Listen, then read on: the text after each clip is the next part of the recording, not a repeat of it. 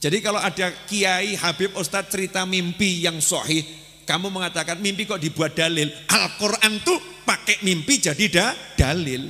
Ya. Tiba-tiba dia melakukan satu amalan, dalilnya mimpi. Dapat wangsit dalam apa? Dalam mimpi. Ya ayyuhalladzina amanu tubu ilallah, tubu ilallah, tubu ilallahi taubatan nasuha. Bismillahirrahmanirrahim. Assalamualaikum warahmatullahi wabarakatuh. Alhamdulillah. Wassalatu wassalamu ala rasulillah wa ala alihi wa sahbihi wa mawala ma ba'du. Ihbati fillah, azani Allah wa yakum. Sahabat anak pasar hijrah yang semoga selalu dalam lindungan Allah subhanahu wa ta'ala. Sebagai seorang muslim sahabat ya, sudah sewajibnya kita tidaklah berbicara atau berpendapat hingga mengikuti apa yang difirmankan oleh Allah subhanahu wa ta'ala dan yang disabdakan oleh Rasulullah SAW tentunya. Dan sikap ini sahabatnya itu salah satu sikap ketundukan dan ketaatan kita kepada Allah Subhanahu wa taala. Sebagaimana Allah Subhanahu wa taala berfirman di dalam surat Al-Hujurat ayat 1. A'udzu billahi minasy syaithanir rajim. Bismillahirrahmanirrahim. Ya ayyuhalladzina amanu la tuqaddimu baina yadayillahi wa rasulihi wattaqullah innallaha sami'un alim. Wahai orang-orang yang beriman, janganlah kamu mendahului Allah dan Rasulnya, dan bertakwalah kepada Allah, sesungguhnya Allah Maha mendengar, Maha mengetahui. Di dalam ayat ini sahabat ya, Allah Subhanahu wa taala membuat adab yang agung dan yang wajib dijadikan pedoman oleh setiap muslim. Dan Ibnu Katsir rahimahullah berkata di dalam tafsirnya, ini adalah adab-adab yang Allah Azza wa Jalla hendak mendidik hamba-hambanya, kaum mukminin dalam bermuamalah dengan Rasul sallallahu alaihi wasallam, yaitu dengan sikap menghargai, menghormati dan mengagungkan beliau sallallahu alaihi wasallam. Jadi jelas dalam ayat ini sahabat ya, Allah Subhanahu wa taala mewajibkan kita berhujjah, yaitu dengan nas dalil Al-Qur'an dan sunnah Rasulullah SAW. Nah, bagaimana sahabatnya jika mimpi seseorang bisa dijadikan dalil? Seperti video yang akan saya tampilkan ini sahabat ya. Bagaimana di sini seorang Habib, lagi-lagi Habib sahabat ya. Katanya beliau itu bercerita bahwa Habib Umar bin Hafiz ini bermimpi dan mimpi tersebut itu bisa dijadikan dalil. Coba kita langsung simak saja videonya sahabatnya. Kisah nyata akhir zaman ketika salah satu pelayan di pondok pesantren Darul Mustofanya Habib Umar bin Hafidh tempo dulu. Zaman-zaman awal itu ya. Saya dengar ceramah ini dari Habib Umar zaman dulu. Salah satu pelayannya meninggal dunia. Lah malamnya itu sesama pelayan yang teman satu kamar. Mimpi ya pemirsa, mimpi. Jangan diremehkan mimpi. Nabi Yusuf itu semua riwayat hidupnya dalam mimpi. Ya, Nabi Yusuf itu semua riwayat hidupnya dalam mimpi. Mukjizatnya Nabi Yusuf takwil mimpi.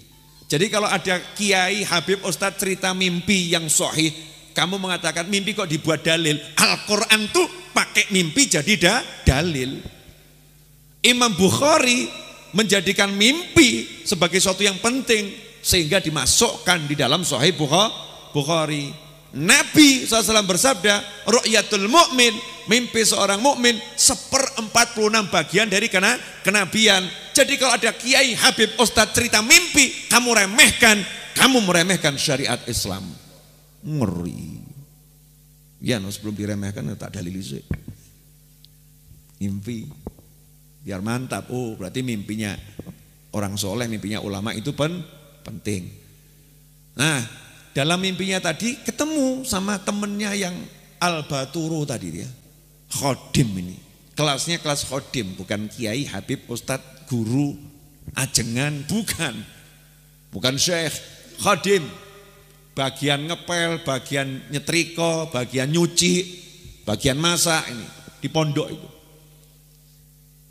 Dilihat kok pakaiannya ulama di alam mimpi itu. Pakaiannya raja-raja. jubah-jubah yang indah-indah luar biasa. Ya bingung toh ya. Cek ganteng nih koncoku nih ya. Kok bagus betul? Maka ditanya, apa yang kamu dapatkan di alam sana? Jawabannya tambah gak jawab. Jawabannya itu merintah dulu. Kamu lanjutkan jadi pelayan di pondok ini.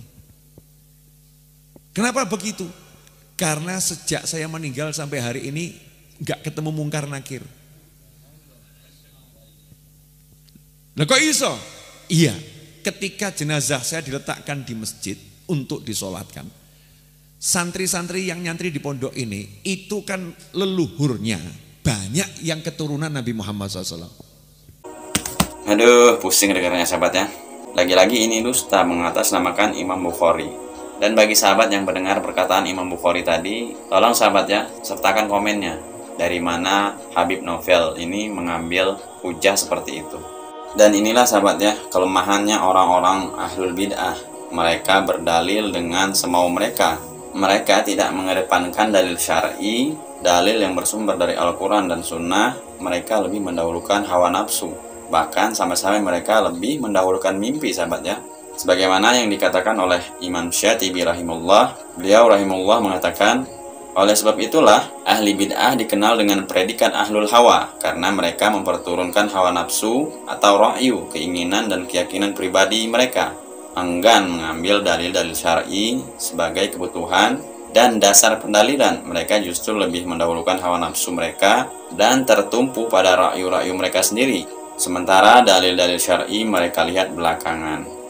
Jadi jelas sahabat ya, perkataan Imam Syatibi rahimahullah ini memang benar, bahwa ahlul bid'ah itu lebih mengedepankan hawa nafsu ketimbang dalil-dalil syar'i bersumber dari Al-Quran dan Sunnah Sallallahu Alaihi Wasallam.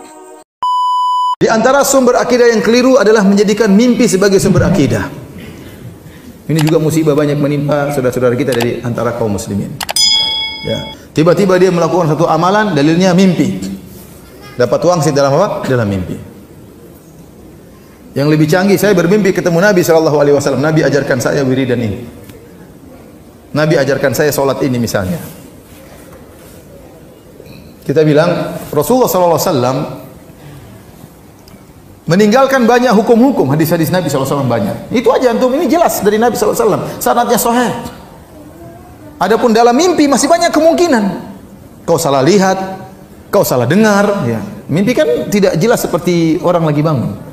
Ya. Kenapa kau meninggalkan yang jelas, hadis-hadis Nabi, hukum-hukumnya yang sudah dijelaskan oleh para ulama, kemudian kau berpaling kepada sesuatu yang tidak jelas? Taruhlah kau benar-benar bermimpi dengan Nabi dalam mimpi, bertemu dengan Nabi dalam mimpi. Itu pun sesuatu yang tidak jelas.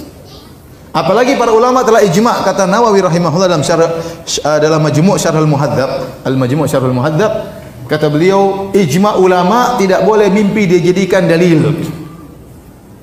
Mimpi itu paling banter hanya untuk istiqnas, untuk penguat. Contohnya bagaimana? Contohnya seorang dalam tidur bermimpi ketemu dengan Nabi, kemudian Nabi bilang, wahai fulan, hendaknya kau berbakti kepada orang tuamu. Itu enggak jadi masalah. Memang perintah untuk berbakti sudah diperintahkan oleh Nabi dalam hadis-hadisnya. Contohnya seorang bermimpi, saya dengar seorang bermimpi, saya mimpi ketemu Nabi, Nabi bilang, kenapa kau tidak sholat tarawih? Ya enggak apa-apa, silakan sholat tarawih. Karena memang sholat tarawih sudah ada dalilnya. Tapi membuat hukum baru tidak mungkin karena agama sudah sempurna. Sebagai penutup, semoga Allah Azza wa Jalla memberikan taufik kepada kita sahabat ya, untuk terus melakukan talabul ilmi agar mengetahui dalil-dalil yang menjadi landasan perintah yang kita lakukan dan larangan yang kita tinggalkan, sehingga kita dekat dengan petunjuk Nabi Shallallahu Alaihi Wasallam dan membangun agama Islam kita di atas ittiba atau mengikuti tuntunan Rasulullah Shallallahu Alaihi Wasallam. Saya akhiri. Wassalamualaikum warahmatullahi wabarakatuh.